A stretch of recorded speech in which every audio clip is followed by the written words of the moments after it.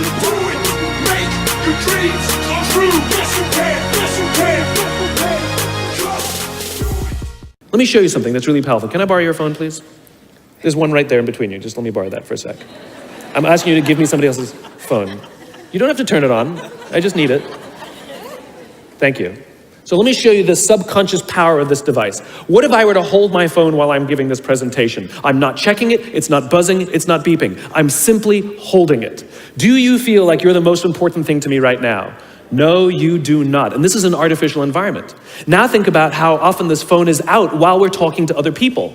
Hey boss, can I talk to you? Sure, what's on your mind? As opposed to, sure, what's on your mind? We go out for dinner or lunch with our family and our friends.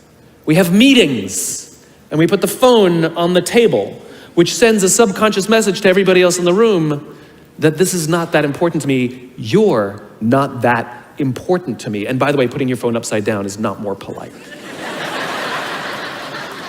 This is my favorite one, where the phone rings in the middle of a dinner, in the middle of a lunch, in the middle of a meeting, and somebody goes, I'm not gonna answer it.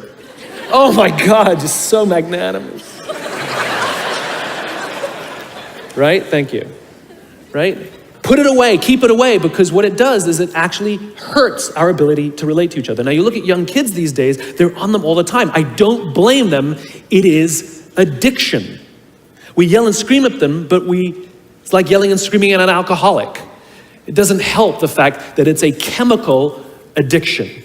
Right? So you take an insecure generation that now, through no fault of their own, struggles to cope with stress. They don't know how to cope with and deal with stress. And as they have told me, many of them will admit that they struggle to form deep, meaningful relationships. They will admit that many of their friendships are superficial. Right? That their friends they know would cancel on them if they get a better plan, that they wouldn't really know who to talk to if they get depressed. And maybe they'll turn to an online support group, which is not a real thing. It's not human, right? And we've seen the impact of this. We're starting to see rises of depression in this generation. We're starting to see rise of suicide in this generation. We're starting to see a rise of accidental death due to drug overdose from this generation. Universities are currently dealing with an epidemic that they've never dealt with before, which is the number of kids requesting leaves of absence due to depression. Right? Now, those are all extreme examples. The less extreme and more likely example is that someone will go through life just never really finding joy or fulfillment, and everything's just fine. How's your job? It's fine. How are your friends? They're fine. But no joy, because you just cannot, because joy, fulfillment comes from this. It comes from human interaction. We are social animals and we need it. And we have to learn to rely on our friends. And that skill is desperately lacking. So you add in the next one, impatience. This generation is often accused of being entitled.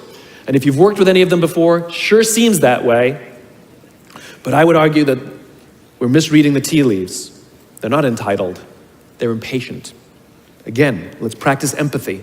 How did they grow up? They grew up in a world of instant gratification. You want to buy something, you go on Amazon, it shows up the next day. You want to watch a movie, you don't check movie times, you just log on and download it whenever you want to watch it.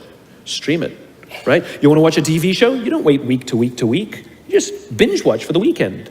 In fact, if you want to get hold of somebody, you don't leave a message on their machine and wait 4 hours for them to get the message and call you back. You just text them and they'll get back to you literally instantaneously. Heck, if you want to go on a date, you don't even have to be like, hey, you just swipe right. You got a date.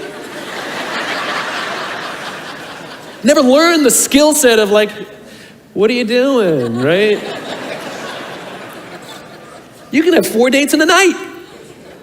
In other words, everything comes instantaneously. They have falsely applied the instant gratification model to life fulfillment and career fulfillment. They want it all instantaneously. The problem is life, relationships, career are not destinations. Like, look, I found the job I love. That's not how it works. It's not a scavenger hunt. I'm looking for the job that will, no, it doesn't work that way. It's a journey. It's the same with love. It's like, I found love. No, you didn't. You work hard every single day to stay in love. It's a journey. It's as if they're standing at the foot of a mountain. They know exactly what they want. They can see the summit. What they don't see is the mountain. If we look to the answer as to why for so many years we achieved so much, prospered as no other people on earth, it was because here in this land, we unleashed the energy and individual genius of man to a greater extent than has ever been done before. Freedom and the dignity of the individual have been more